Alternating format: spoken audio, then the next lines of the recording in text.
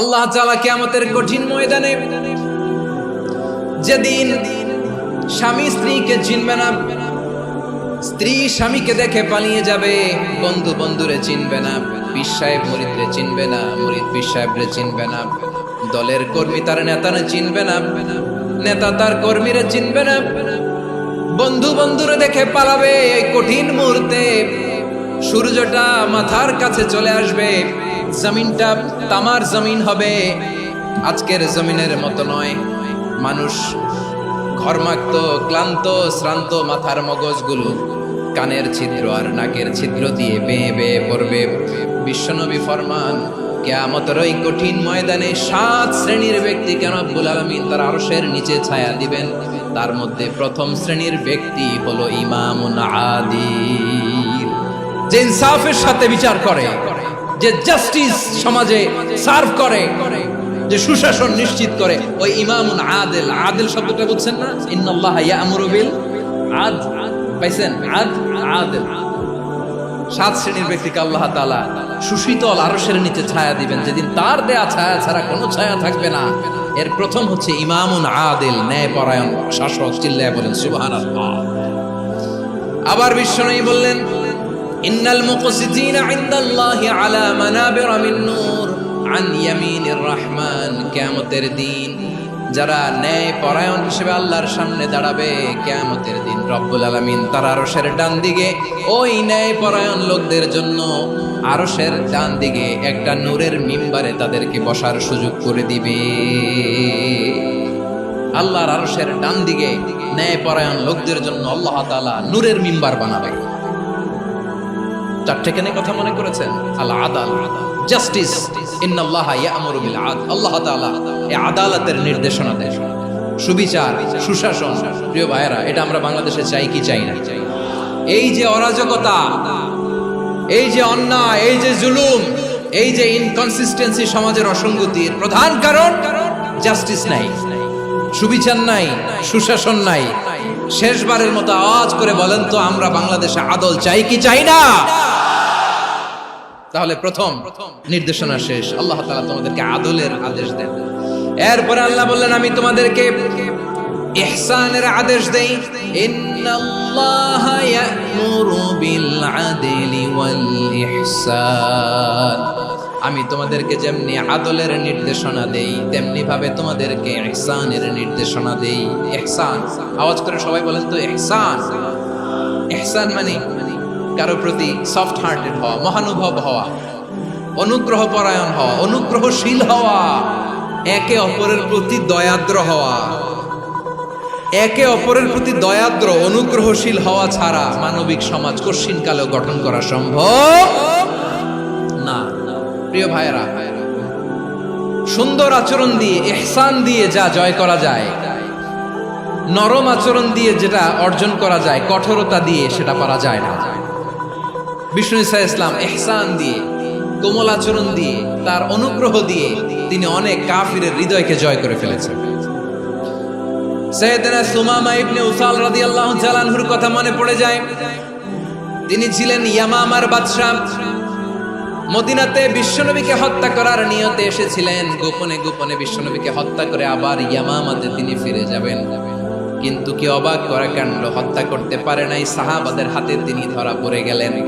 সাইয়েদনা সুমামা ইবনে উসাল রাদিয়াল্লাহু তাআলা আনহু হত্যার নিয়তে আসলেন, কিন্তু হত্যা করতে পারলেন না। সাহাবারা ওনাকে ধরে ফেললেন, ধরে মসজিদে নববীর পিলারের মধ্যে বেঁধে রাখলেন।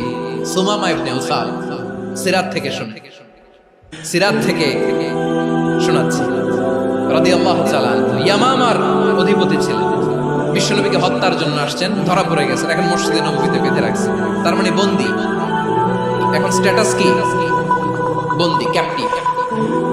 বিষ্ণু ঈসা ইসলাম সাহাবাদেরকে বললেন, তার খোঁজ খবর নিও, সুমামা ইবনে উসালের খোঁজ খবর নিও।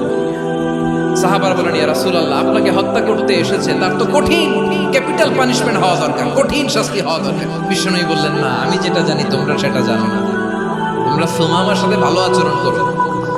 বিশ্বনবী সুমামার কাছে গেলেন। প্রথম দিন যে তিনি কালেমার দাওয়াত দিলেন, ইমানের দাওয়াত দিলেন, ইসলামের দাওয়াত দিলেন, রিসালাতের দাওয়াত দিলেন, আখিরাতের নামাজের দাওয়াত দিলেন, পরের দিন যে বিশ্বনবী সালাতের দাওয়াত দিলেন, যাকাতের দাওয়াত দিলেন, ইসলাম কি, কিভাবে, কেমন করে পালন করতে হয় চমৎকার আর্টিকুলেট করতে শুরু করলেন। তন্ময় হয়ে সুমামা ইবনে উসাল রাদিয়াল্লাহু তাআলা বিশ্বনবীর কথাগুলো শুনতে আরম্ভ করলো। একদিন নয়, 2 দিন নয়, টানা 3 দিন বিশ্বনবী সুমামার কাছে ইসলামকে প্রেজেন্ট করেছেন, উপস্থাপন করেছেন। আওয়াজ করে বলেন, কয় দিন? 3 দিন। 3 দিন মসজিদে নববীতে বাধা। আর সাহাবীদেরকে বললেন, তার খোঁজ খবর নিও, তোমরা যে রুটি বানাও এর মধ্যে সবচেয়ে ভালো আটার রুটিটা তারে দিও, সবচেয়ে রিফাইন্ড খেজুর, যেটা পিওর খেজুর, এটা তারে দিও। আর বিশ্বনবী নিজের উট থেকে দুধ দহন করে ওনার বাড়ির এক কর্মচারীকে বলেছেন, দুধ দহন করে সুমামার জন্য নিয়েছে। সুবহানাল্লাহ পড়বেন না? সবাই তো অবাক, ইয়ামামা থেকে আসছে নবীকে হত্যা করতে, বিশ্বনবী দেখে তারে জামাই আদর করে। 1 দিন নয়, 2 দিন নয়, টানা 3 দিন বিশ্বনবী এভাবে সুমামার কাছে যেয়ে ইসলামকে প্রেজেন্ট করতে আরম্ভ করলেন, ইসলামকে উপস্থাপন করতে শুরু করলেন। আর তাকে চমৎকার এন্টারটেইনমেন্ট, আপ্যায়ন দিতে আরম্ভ করলেন। টানা 3 দিন যখন ইসলামের দ্য বিউটিজ অফ ইসলাম, ইসলামের সুমহান বাণী, সৌন্দর্য তার কাছে উপস্থাপন শেষ, তাকে আপ্যায়ন শেষ, বিশ্বনবী বললেন সাহাবাদেরকে, যাও এবার সুমামার হাতের পায়ের রশি দুটো খুলে দাও। সাহাবারা তর্ক জুড়ে দিলেন, লা ইয়া রাসূলুল্লাহ, এমনটা করবেন না, তো ভয়ঙ্কর ভয়ঙ্কর খুনি, কি জানি কি হয়ে যায়। বিশ্বনবী বললেন, না, তার হাতে পায়ের রশিগুলো খুলে দাও। সাহাবারা বিশ্বনবীর কথা মতো তার হাতে পায়ের রশিগুলো খুলে দিল। সুমামা মুহূর্তের মধ্যে মসজিদে নববী থেকে বের হয়, ইয়ামামায় ফিরে না যে মসজিদে নববীর পাশে একটা খেজুর বাগান ছিল, সেখানে চলে গেলেন। সেখানে একটা ছোট্ট কুয়া ছিল, কুয়ার পানি দিয়ে তিনি গোসল করলেন। সুবহানাল্লাহ পড়েন। কুয়ার পানি দিয়ে গোসল করে মসজিদে নববীর সামনে এসে বিশ্বনবী এবং সাহাবাদের সামনে দাঁড়িয়ে সাব্বাবা উঁচু করে বললেন, আশহাদু আল্লা ইলাহা ইল্লাল্লাহ ওয়া আশহাদু আন্না মুহাম্মাদান আবদুহু ওয়া রাসূলুহু। আমি সাক্ষ্য দিচ্ছি আল্লাহ ছাড়া কোনো ইলাহ নাই, আর মুহাম্মদ আল্লাহ তাআলার প্রেরিত বান্দা এবং রাসূল। প্রিয় ভাইয়েরা, ইহসান দিয়ে যা জয় করা যায়, কঠোরতা দিয়ে সেটা কঠিনকালেও জয় করা যায় না। আওয়াজ করে বলেন, ঠিক কি না?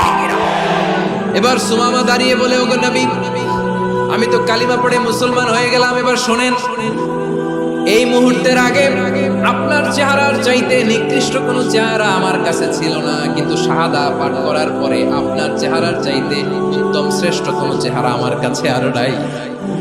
ও নবী, আজকের দিনের আগে ইসলাম ধর্মের চেয়ে নিকৃষ্ট অপছন্দনীয় কোনো ধর্ম আমার কাছে ছিল না, কিন্তু এই মুহূর্ত থেকে ইসলামের চেয়ে সেরা শ্রেষ্ঠ পছন্দনীয় কোনো ধর্ম আমার কাছে নাই। নবী গো, আজকের দিনের আগে মদিনার চাইতে অপছন্দনীয় নিকৃষ্ট কোনো শহর আমার কাছে ছিল না, কিন্তু এই মুহূর্তের পর থেকে মদিনার চাইতে কোনো শ্রেষ্ঠ শহর আমার জানা নাই। সে ছিল গমের বড় ডিলার, গম বেচত। কি বেচত? তার গম কিনে মক্কার লোকেরা রুটি খাইতো। সে ঘোষণা দিল, আজকে থেকে মক্কাবাসীদের জন্য সব গম আমি হারাম করে দিলাম, মক্কাবাসী এখন না খেয়ে মরে। সুবহানাল্লাহ পড়বেন না? মক্কাবাসী বিশ্বনবীর কাছে আসলেন, এসে বললেন, মুহাম্মদ, আমরা তো তোমার ভাই, তোমার চাচা, তোমার ভাতিজা, তোমার আত্মীয়, তুমি সুমামারে বলো সে যেন আবার গমের সাপ্লাই মক্কার জন্য অনুমতি দিয়ে দেয়। বিশ্বনবীর অনুমতি ক্রমে সুমামা আবার মক্কাতে গম পাঠাতে শুরু করলো। পড়েন সুবহানাল্লাহ। ইহসান, ইহসান দিয়ে আপনি যেটা জয় করতে পারবেন, you can win the heart of your enemies. ইহসান দিয়ে আপনি আপনার শত্রুর হৃদয়কে জয় করতে পারবেন। এজন্য আল্লাহ বললেন, ওয়া আনফিকু ফি সাবিলিল্লাহি ওয়া লা তুলকু বিআইদিকুম ইলা তাহলুকা ওয়া আহসিনু ইন্নাল্লাহা ইউহিব্বুল মুহসিনিন। তোমরা আল্লাহর রাস্তায় দান করবে আর নিজেরা নিজেদেরকে ধ্বংসের হাতে ঠেলে দিও না। তোমরা একে অপরের প্রতি ইহসান করবে, কারণ ইহসানকারীদেরকে আল্লাহ বড় ভালোবাসে। সুবহানাল্লাহ পড়েন। আবার সূরা রহমানে আল্লাহ বললেন, হাল জাযাউল ইহসানি ইল্লাল ইহসান ফাবিআইয়ি আলা, সবাই পড়েন, ফাবিআইয়ি আলাই রাব্বিকুমা তুকাযযিবান। ইহসানের প্রতিদান হিসেবে ইহসানি হয় বিশ্বনবী সুমামার প্রতি যেমন ইহসান করেছেন, সুমামাও ঠিক তেমন ইহসান ফিরিয়ে দিয়েছে। ঠিক কিনা বলেন? তাহলে এক নম্বরে হচ্ছে আদ, ন্যায় বিচার। দুই নম্বরে সবাই বলেন ইহসান, সদাচর। ইহসান দুই ধরনের প্রিয় ভাই, ইহসান ফিল ইবাদা, ইহসান ফিল মুআমালা। ইহসান ফিল ইবাদা হচ্ছে একাগ্র অনুভবে ইবাদতে ডুব দেওয়া, এর নাম ইবাদতের ইহসান। সুবহানাল্লাহ। বিশ্বনবী বলেন ইহসান মানে কি জানো নাকি? হাদিসে জিবরিলে সাইয়েদনা জিবরিল আলাইহিস সালাম বিশ্বনবীকে বললেন আখবিরনি আনিল ইহসান। নবী আমাদেরকে বলেন ইহসান মানে কি?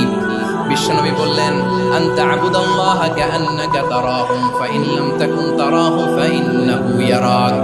ইহসান মানে হলো এমন ভাবে তুমি আল্লাহর সামনে নিজেকে উজাড় করে ইবাদত করবে, তুমি ভাববে তুমি আল্লাহকে দেখতে পাচ্ছ। আর এটা যদি ভাবা তোমার জন্য কঠিন হয়ে যায়, অন্তত এতটুকু তুমি ভাববা যে আল্লাহ তোমাকে দেখতে পাচ্ছে। ঠিক কিনা বলেন? আমার বীর চট্টলার ভাইয়েরা, কেউ যেটা দেখে না সেটা দেখে কে? এই বিশ্বাস হৃদয়ের মধ্যে আছে? নামাজে যখন দাঁড়ান এই ফিলিংসটা আনা যাবে? এসা পর্যন্ত যে আমরা হায়াত পাবো কোনো গ্যারান্টি আছে? সবাই আওয়াজ করে বলেন গ্যারান্টি আছে? গ্যারান্টি নাই।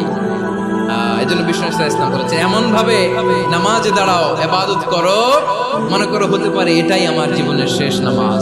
পারফর্ম দ্য সালাহ as if this is the last and final prayer. এমন ভাবে সালাতে দাঁড়াও, ভাবো হতে পারে এটাই তোমার জীবনের শেষ নামাজ। এমন ভাবে নামাজে দাঁড়াও, ভাবো এটাই শেষ নামাজ। তাহলে নামাজে একাগ্রতা বাড়ায় দিবে কে? ফলে ইবাদতের ইহসান আমাদের অর্জিত হবে।